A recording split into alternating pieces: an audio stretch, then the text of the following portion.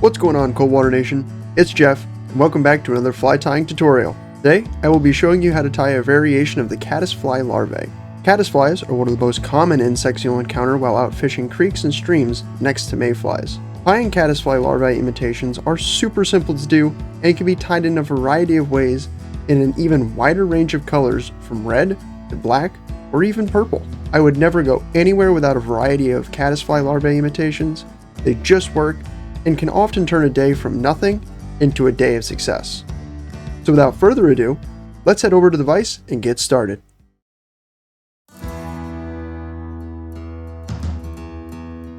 Yeah.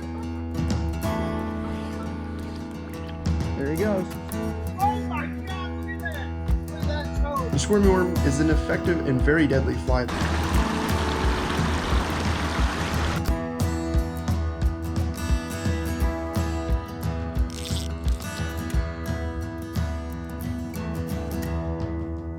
What's up, guys? My name's Brian, And I'm Geoff. and you're watching Empire Coldwater. Let's rip some lips.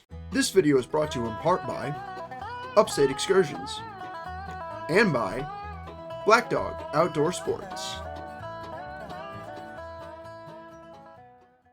To start, I will take a size 16 wet fly hook and a 5/64 inch bead, put the bead on the hook, and get the hook into my vise.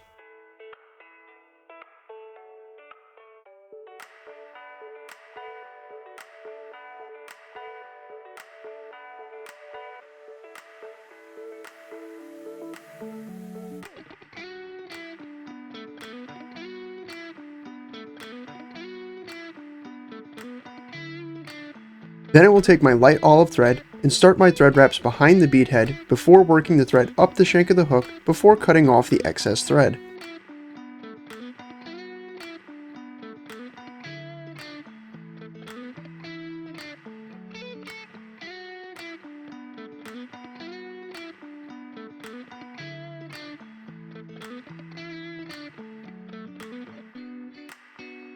After that, I will continue making thread wraps until I hit the bend of the hook before working my thread back to the bead head.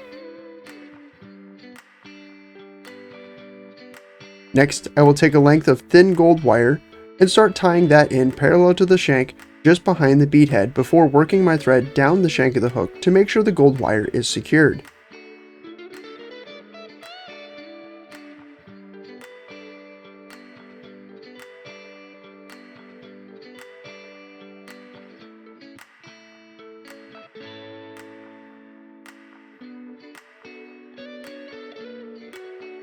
Then I will grab my olive nymph dubbing and my dubbing wax.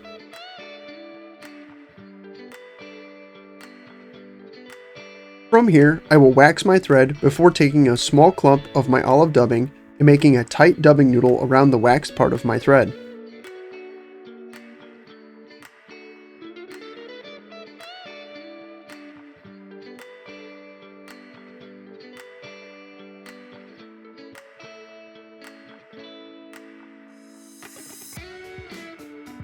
After I get my dubbing noodle made, I will wrap the dubbing noodle around the hook until I get back to the bead head before taking a few more wraps of thread to ensure the dubbing wraps are secure.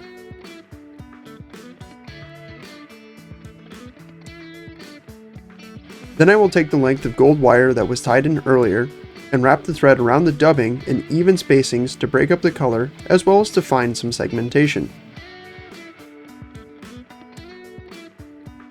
Once the wire has reached my thread, I will take a few tight wraps to hold the wire to the shank of the hook before taking figure 8 wraps to secure the wire in place. Figure 8 wraps are basically your typical thread wraps around the shank of the hook, except you change which side of the material the thread wrap goes around the shank. So if your thread is on the left side of the material you're tying in, you'll take a wrap so that you end up on the right side of the material you're tying in, and vice versa. The resulting motion should look like you're drawing a figure 8, and you should have your thread crossing over each other. Once the gold wire is good and secured in place, I'll helicopter off the excess wire before taking a few extra wraps of thread to cover up any sharp edges.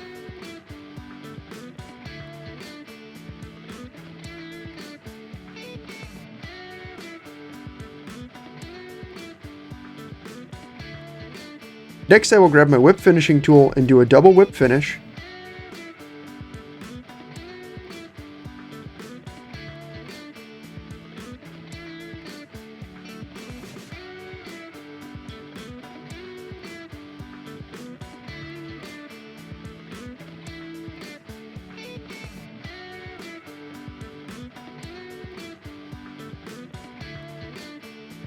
cut away my thread,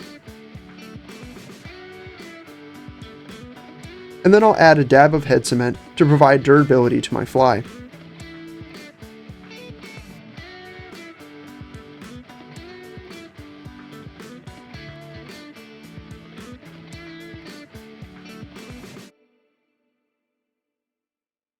And that's it!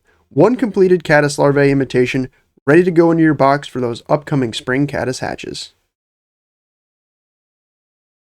We hope you guys enjoyed the video. If you like what you saw today, consider giving this video a thumbs up and subscribe for more.